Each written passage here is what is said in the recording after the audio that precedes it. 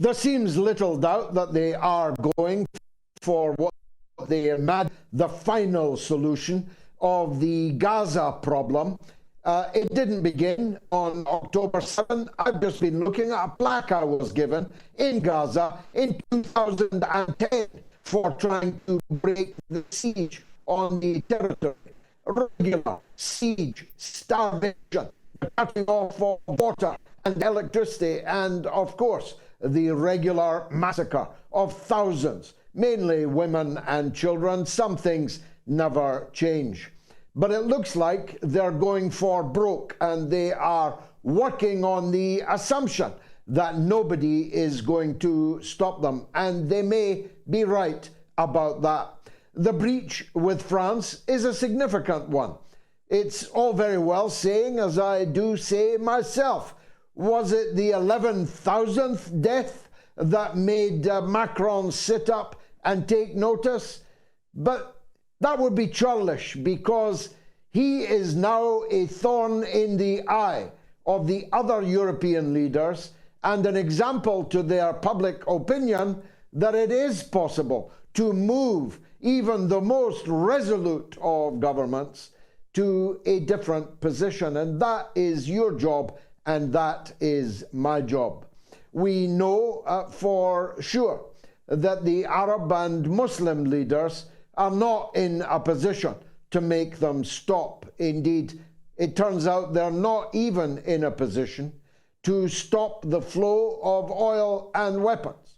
It turns out they're not even in a position to stop the flow of oil to Israel across their own territories, even emanating from their own territories. They are not in a position to stop Israel using their airspace. They're not in a position to do much. I don't know if there was any belly dancing at the summit in Riyadh, but there might as well have been. Perhaps they could have belly danced in front of each other. So no help is going to be forthcoming, at least from the collective Arab and Islamic world. No help at all is going to come from the United States of America, not before Cornel West gets into the White House. In any case, it seems so far that the governments of Germany and the United Kingdom and Canada and the United States are immovable, no matter what proportion of their public opinion is demanding that they move. This weekend, again, has been enormously impressive, as the populations of virtually every country in the whole world mobilized in their tens, maybe in their hundreds of millions. And there seems no doubt that strategically, in the long term, politically, Israel has scored a massive own goal with the launching of what can only be described as frenzied, unhinged, genocidal attacks, even while their justification for any attack at all begins to lose steam. I have no doubt and no wish to downplay the grievous blow to the psyche of the people of Israel, their government and their armed forces about what took place on October 7th. After all, they had been told that the Israeli army was some kind of superpower. They had been told that the fence at Gaza was impenetrable, that if someone fluttered their eyes on the other side of it, Israel could record, know, and react to it. It's not their fault that their state, led by Netanyahu, took hours and hours to respond to the infiltration during the concentration camp breakout, which is what, in truth, October 7th was all about. In the fog of war propaganda, all kinds of allegations were made about the conduct of the infiltrators. But every day, it seems, the Israeli media itself, including but not excluding others, including the greatest of them, the paper of record in Israel, Haaretz. It seems that a significant number of the Israeli civilians who were killed on October 7 were killed by the Israeli armed forces themselves in their Hannibal-directed frenzy to kill anything that moved, to avoid the taking of hostages, which is exactly what the Hannibal directive issued years ago by Netanyahu was determined to stop, because the cost of exchanging hostages has proved extremely expensive for Israel in the past. Footage emerged in the Israeli media of an Apache helicopter, maybe two, raining death and destruction on cars moving along a highway. In it, no one knew, just blow that car away. Footage has emerged of the destruction of houses on the kibbutzim, which can only have been caused by tank shells or by helicopter gunship shells.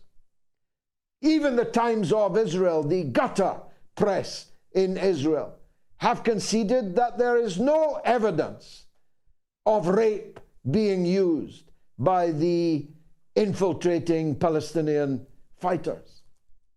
The 40 dead babies beheaded has also been acknowledged widely to have been a falsehood, the kind of falsehood that has fueled, even started, many wars.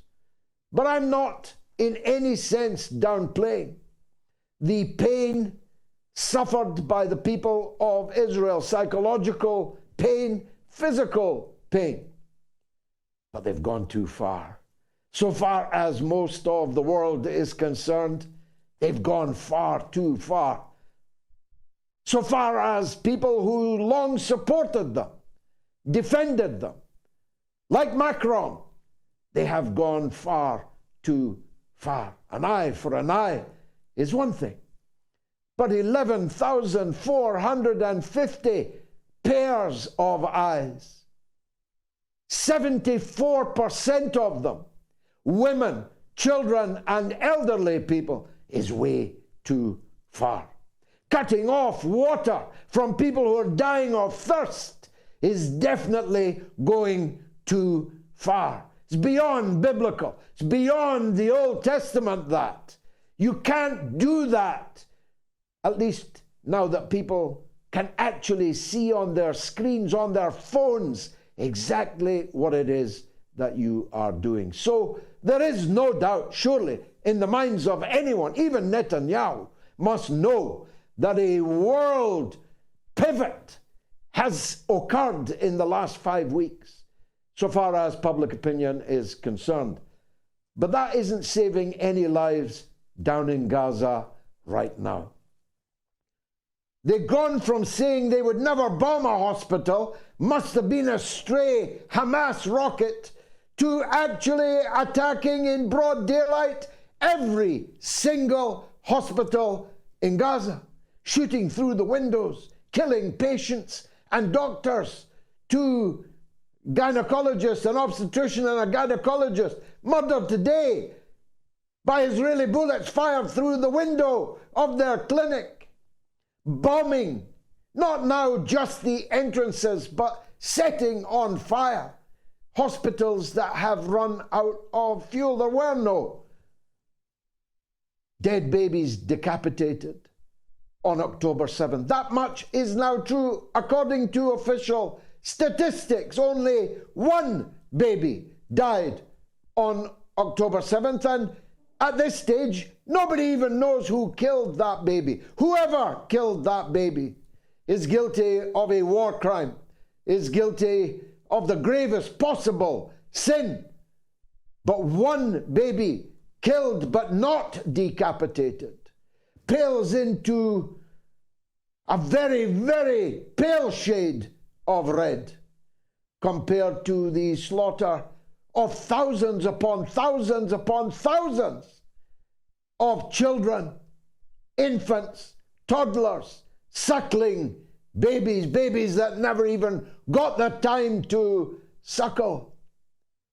You see, you can't do that in an era where we can all see it happening and expect the consequences in the long term not to be grave, but in the short term. The Palestinians are being massacred. There were no beheaded babies, but there were 39 babies cut off from their incubator today in Gaza. 2 of them have already died. The others will surely die. Premature babies who needed those incubators to live now have no incubator and are lying wrapped in blankets in a hospital being shelled and rocketed and subject to rapid fire from automatic weapons, even through the window of the ward. These patients, the entire ICU cohort, the entire cohort of everybody in the intensive care unit of Al Ahli Hospital is now dead this evening. Everyone. Now, if that's not genocide, you've got a very peculiar idea of what genocide is. So the Arabs and the Muslims are not going to stop them unless Western public opinion can force their leaders into a position akin to that taken by President Macron. The West is not going to stop it either. So I've gotten to thinking, what is the end game? Well, it's not yet clear how hard the fighting is going to be inside Gaza. It hasn't actually really started yet because the Israeli ground force attack has deliberately stayed away from the Hamas fighters, the famous tunnels. They haven't gone near them yet. And it may well be, given the extraordinary determination and courage of the Palestinian fighters, that a sufficiently high toll will be taken of the invaders that they'll find a way to call it off. That's one possibility. Another possibility is that in the next hours, days, this becomes an all-out war in the region, as Israeli officials are indicating on television this evening. An all-out war with Lebanon looks inevitable, they're saying on Israeli TV. And of course, that will be no walk in the park for Israel either, as they know from previous wars with the Lebanese resistance, Hezbollah. And if Hezbollah is under all-out Israeli attack, how can Iran sit that one out? And so that's a second possibility, that this becomes an all-out regional war, which can only involve the superpowers.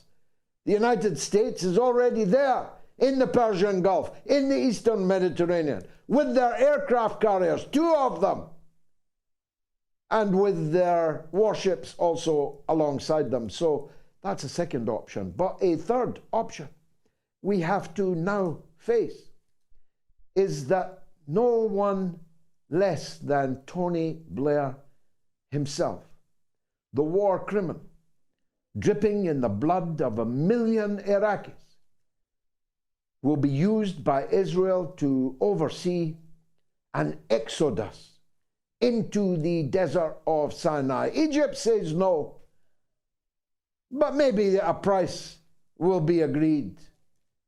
Or even if they continue to say no, if Israel knocks down the Rafah crossing and drives 1.5 million or 2.5 million, depending on who's ready to stay and die in Gaza, into the desert of Sinai in Egypt, And Tony Blair gets the job of finding the tents and fattening up the surviving population for what would only be an interregnum, because how long before Israel would have to start bombing, shelling and besieging the new camps of Palestinian refugees, this time in Egypt, in Sinai?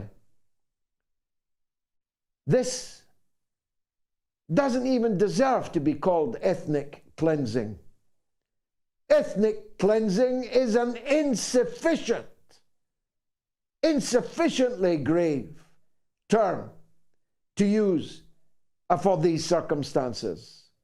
There's only one word you can use, and it's the most uncomfortable word of them all for the Israelis and also for me, who have for decades avoided this word. What's happening in Gaza is a Holocaust. It's a premeditated, all-out, genocidal, crazed assault on captive people with nowhere to run, with nowhere to hide, like the Nazis when they put down the uprising of the Warsaw Ghetto, whose people said, "We revolt because we cannot breathe." The Palestinians revolted because they could not breathe. And now they are being put down on industrial levels of killing. People with no means to defend themselves are dying. One Palestinian child dies and another 2 are wounded under Israeli bombardment every 10 minutes. So since I started speaking, 2 children have been killed and 4 have been maimed, and given the lack of medical services still available, how many of those 4 will survive? You can do the maths. You can work out that this is no ordinary mowing of the lawn, as Israel always called their previous assaults and invasions of the Gaza Strip. This is a Holocaust. And just as the European powers and North American powers turned their back on the Holocaust of the 1930s and 40s, this time they're not turning their back. They're actually fueling the perpetrators of that Holocaust with oil, with weapons, with money, with propaganda, with new and ever more ridiculous laws. In Germany, yesterday, it became a crime to use the phrase "stop the genocide." Think about that. In Germany, it is a crime, imprisonable, for saying "stop the genocide." Hats off to the millions, tens of millions of marchers yesterday, but unless we can move our governments, and quick, we're entering a dramatically different and new phase of the Palestinian disaster, catastrophe, Nakba. Stay tuned. It's the mother of all talk shows.